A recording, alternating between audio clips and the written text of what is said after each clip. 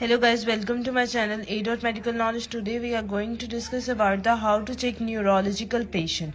First of all, you have to go with anatomy. You have to know about anatomy and physiology.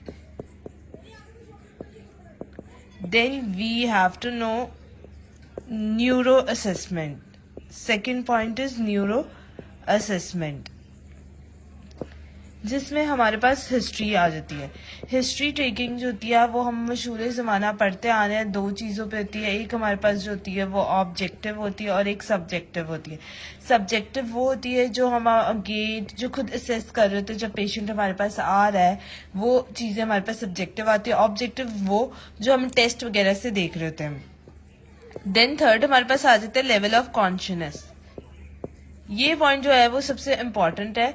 ये हमारे पास देखता है कि nervous system जो है वो हमारा एक्टिवेट है कि नहीं. ठीक है. देन इसके जो लेवल होते हैं वो फर्दरली डिवाइड हमारे पास होते हैं 5 लेवल्स में.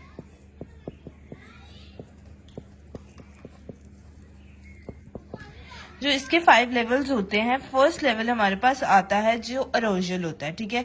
जो कि हमें मोस्टली पता है कि अगर पेशेंट होश में है तो वो अराउजल आ गया. ठीक है. देन दूसरा हमारे पास जो आता है ना, पहला अलर्ट लेते हैं हम. अलर्ट वो पेशेंट है जिसको अपनी इन्वायरमेंट का और इर्द गिर्द जो भी हो रहा है वो पता है, सराउंडिंग की खबर है, वो अलर्ट है पेशेंट हमारे पास. फिर लेथार्जिक आ जाता है पेशेंट. अब लेथार्जिक पेशेंट वो होता है जो ना ढाल है, जिसे कुछ नहीं पता कि उसके सराउंडिंग में क्या हो रहा है. देन थर्ड पेशेंट जो आता है वो ऑप्टेंडेड आता है. ऑप्टेंडेड ऐसा पेशेंट होता है जो स्लीपी लाइक स्टेट में होता है. ठीक है. आप जब वार्ड्स वगैरह का विजिट करेंगे तो वहां पे देखेंगे ऑप्टेंडेड पेशेंट मिलेगा. मतलब वो चल के खुद नहीं आता, बेड पे पड़ा है, उसको आपने उठाया और उससे सवाल पूछे, उसने जवाब दिया, वो फिर सो गया. तो ये स्लीपी लाइक स्टेट आ रही होती है. देन उसके बाद हमारे पास एक और आती है जिसे हम कहते हैं स्टूपर. स्टूपर वो वाली स्टेट है जो कि स्लीपी है. ठीक है. मतलब स्लीपी लाइक है और उसमें पेशेंट उधर तो आप उठा के जवाब दे रहे थे, इधर बहुत ज्यादा वो मुश्किल से दे रहा है. मतलब आपको इसके साथ पेनफुल स्टिमुलस भी देना पड़ रहा है. फिफ्थ हमारे पास जो आ जाता है ना वो आता है कोमा.